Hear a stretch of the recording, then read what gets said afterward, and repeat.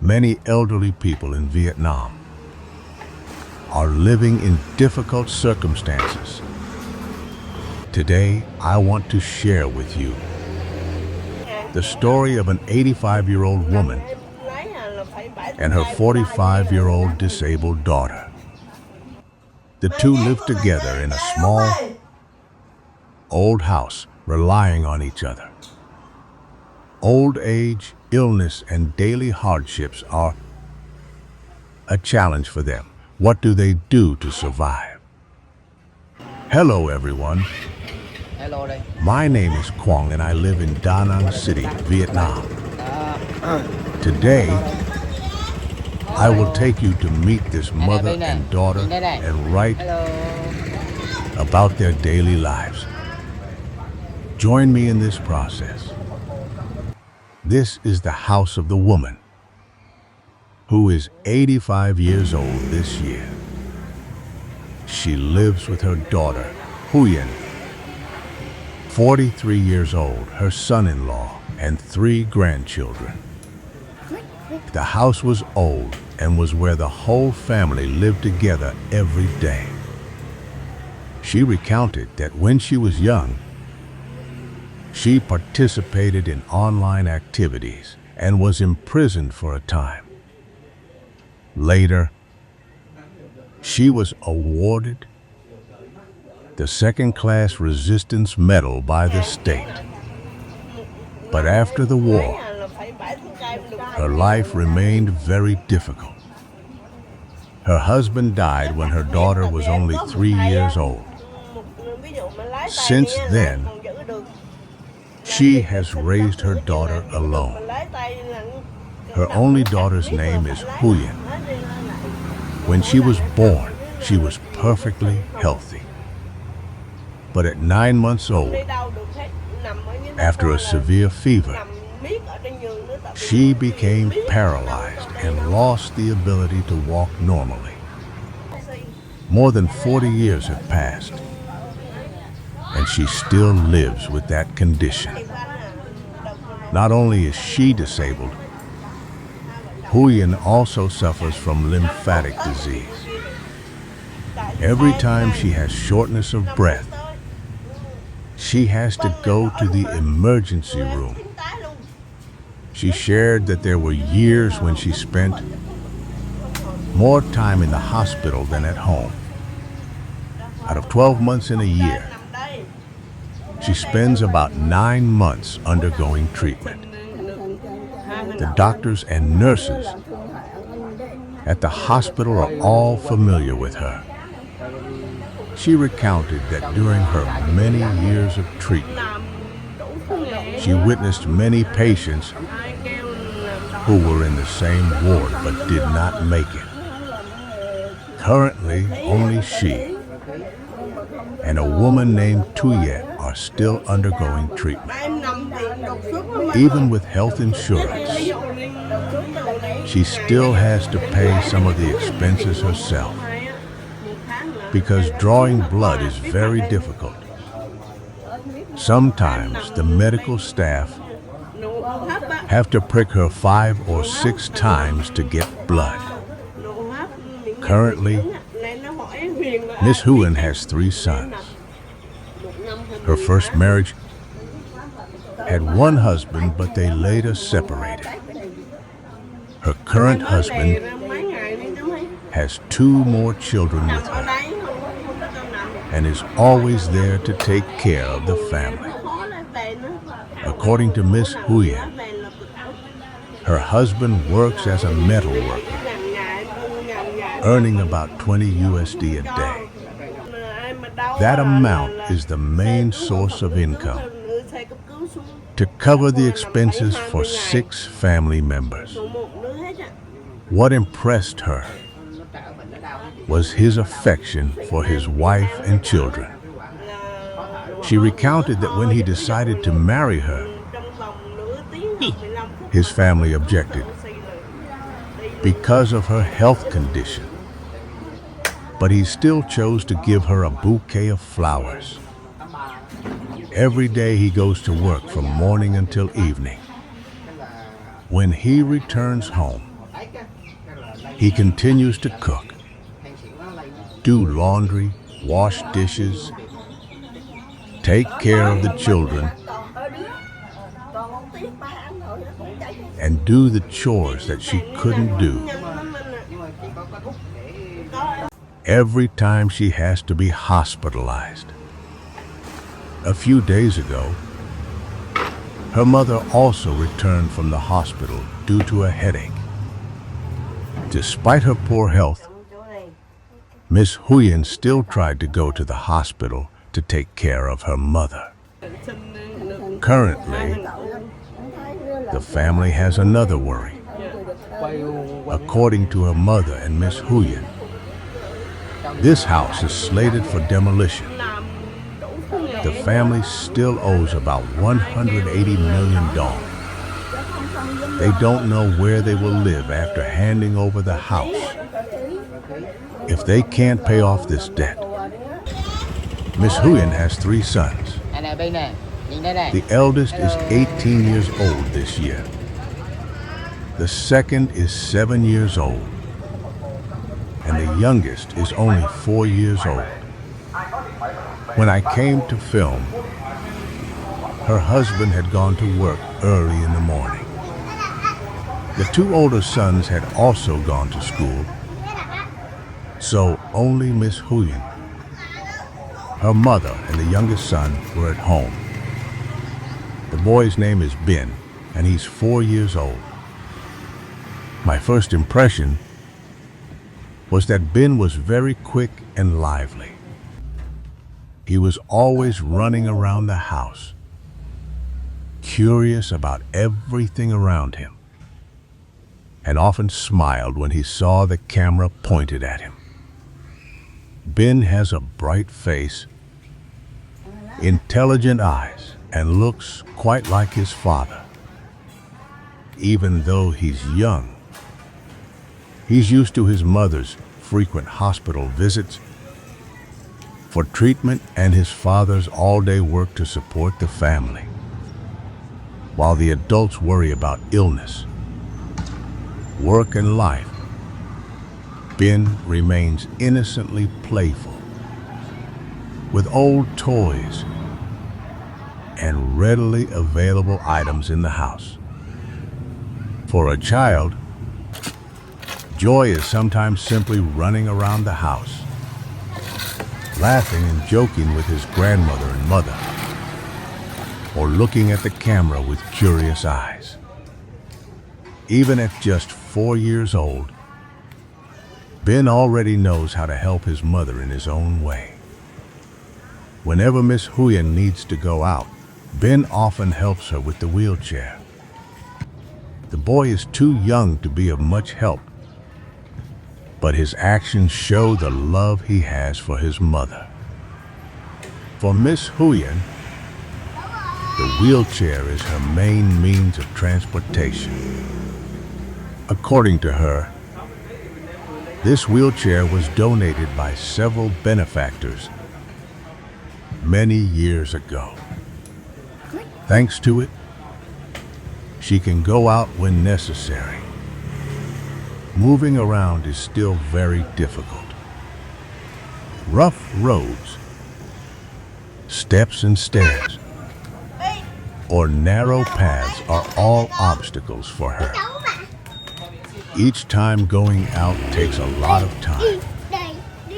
Even so, she still uses the wheelchair to take Ben to buy food or buy necessary items for the family. That's how the mother and son go out together, whenever her health permits, looking at the image of the mother sitting in a wheelchair and her little son quietly walking behind her. I feel a very special bond between them. Ben may not fully understand the difficulties that his mother is going through, but he already knows how to care and always wants to be there to help his mother with everything he can. Those are very simple moments, but they are also the images I remember most from today's filming trip.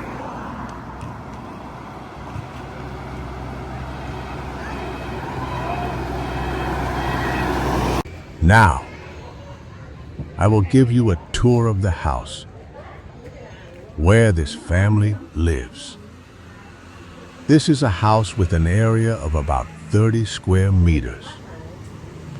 6 people live together in this small space, including the 85-year-old grandmother, Miss Huyen, her husband, and their 3 sons.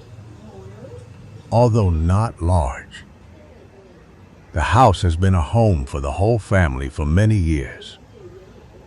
Upon entering, the first area is the living room. It is about 9 square meters. This space serves both as a place to receive guests and as a place for family members to relax and chat with each other after a day's work. Because of the limited space, almost every available space is utilized for storage. Along the walls are many household items, neatly arranged according to the family's needs. On the wall hung family photos, taken at various stages of life. These photos preserved many memories of the family members. Next to them was the second-class Resistance Medal, which she was awarded after years of participating in revolutionary activities. It was one of the mementos the family had preserved to this day. In a corner of the room, I also saw 2 bags of rice recently donated by a benefactor. For many people, those might just be 2 ordinary bags of rice. But for this family, it was a source of food that would help them reduce some of their living expenses in the coming days. Further inside was the family's sleeping area. The bedroom was about 9 square meters and was adjacent to the living room. There were no doors or partitions between the 2 spaces, so the entire house was almost seamlessly connected. Like the living room, this room also contains quite a lot of belongings because there isn't much space left for storage. There are 2 beds in the room. One is where the elderly woman rests daily. The other is for Miss Huyen's eldest son. As for Miss Huyen, her husband, and their 2 young children, they sleep on mattresses directly on the tiled floor every night. With 6 people living together in a house of only about 30 square meters, arranging sleeping space is not simple at all. Each member tries to compromise and adapt to the existing space. Leaving the sleeping area, we come to the kitchen. The kitchen space is only about 3 square meters. Despite its small size, it has all the necessary utensils for cooking for the whole family. Pots, pans, and other kitchen utensils are hung on the wall to save space. Even the smallest spaces are utilized for storage. Right behind is the dishwashing area. All the family's daily activities, from cooking to cleaning, take place in this very small space. Finally, there's the bathroom. The bathroom is also quite cramped. A washing machine is placed right in the room and carefully covered to prevent water splashing. Many items are hung high on the walls to maximize space and keep the walkways as clear as possible. When observing the entire house, what I noticed most was not the small size or the amount of furniture. What is remarkable is how the whole family adapts to this space. Every small corner is used for a specific purpose. Despite the limited resources, the house was kept clean and tidy to the best of their ability. It wasn't a spacious or modern house, but it was where 3 generations lived together, sharing meals every day and overcoming life's difficulties together. The family's day gradually ended with dinner. When I was filming, Huyen's husband was still at work, and their 2 older children hadn't come home yet.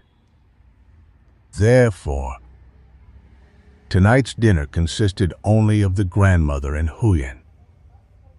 The meal was quite simple. A lunchbox was divided into 2 portions, one for the grandmother and one for Huyen. The 2 sat next to each other, eating and chatting. The scene was very peaceful and familiar. Huyen ate with relish.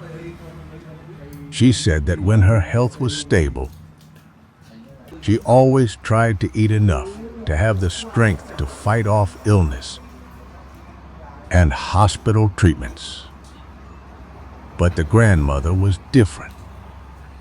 At 85, her health had deteriorated significantly. She ate slowly, only managing a small amount at each meal. At times, she had to stop midway because she felt tired. Looking at the mother and daughter sitting together, I felt their bond. After so many years of overcoming difficulties together, there was no elaborate meal. There were no comfortable living conditions. Just a simple meal. But it was a moment when the 2 of them could sit together after a long day. In this small house, about 30 square meters, each member had their own worries. The mother worried about her daughter's health. Huyen worried about her mother, her husband, and her 3 children.